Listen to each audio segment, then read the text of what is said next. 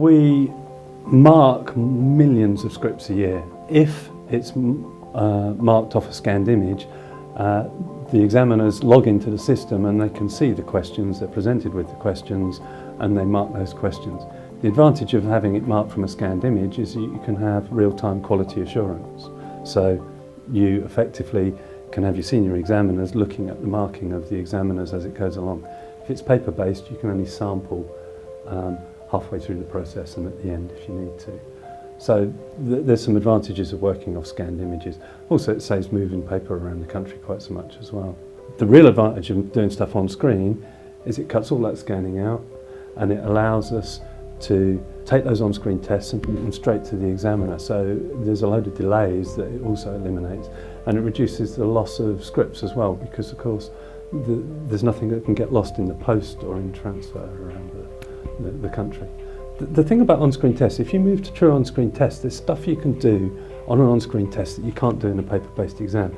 So you can present quite complicated case studies with video evidence and stuff like that of a practical experiment or something, and ask the students to comment on the experiment or identify where there's health and safety breaches, or talk about the results and the outcome from the actual experiment, as opposed to having just a black and white image of a set of apparatus. It's not really very rich, and it limits what you could assess. So you can make your assessments a lot more real world and a lot more realistic, and actually you can assess stuff that you just can't do on paper.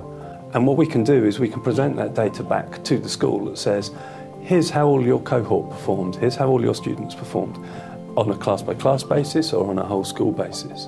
So you can see, oh, as a teacher, blimey, I didn't teach question 4 very well because look, my students are not performing as well as the rest of my peers are. Go away, devise some better lessons, think about some resources, whatever it is you want to do, how can you improve your performance? You can also compare the school against a national average, or you can compare a school against schools like us. So if you're a grammar school, you can compare just against grammar schools, or if you're a comprehensive, just comprehensives, single sex, mixed sex, or whatever it is. That sort of level of data is really important. If you're doing an on-screen test, you can get even richer data about it, because what you can get from an on-screen test is you can say, how long did it take the students to answer the individual questions, for instance?